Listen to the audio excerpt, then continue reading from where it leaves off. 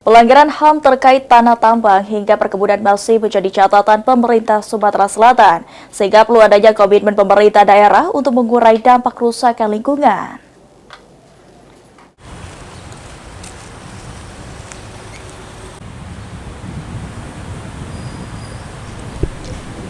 Pelanggaran HAM terkait tanah, tambang hingga perkebunan masih menjadi catatan pemerintah Sumatera Selatan. Hal tersebut disampaikan langsung oleh Wakil Menteri Hak Asasi Manusia HAM Republik Indonesia Mukianto Sipin.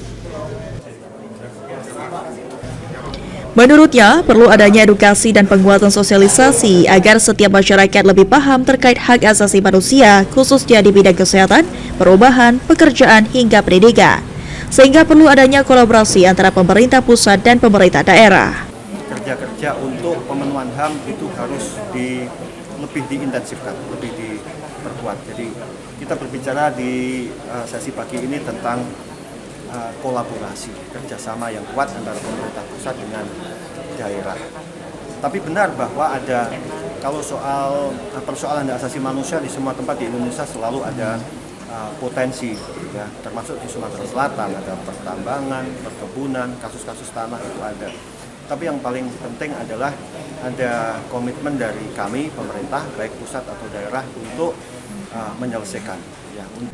Sementara itu, Wakil Gubernur Sumatera Selatan Ci Ujang mengatakan, meski ada beberapa catatan terkait HAM di Sumatera Selatan, khususnya di bidang pertambangan dan perkebunan, diharapkan ke depan semakin kondusif dan terbebas dari pelanggaran HAM.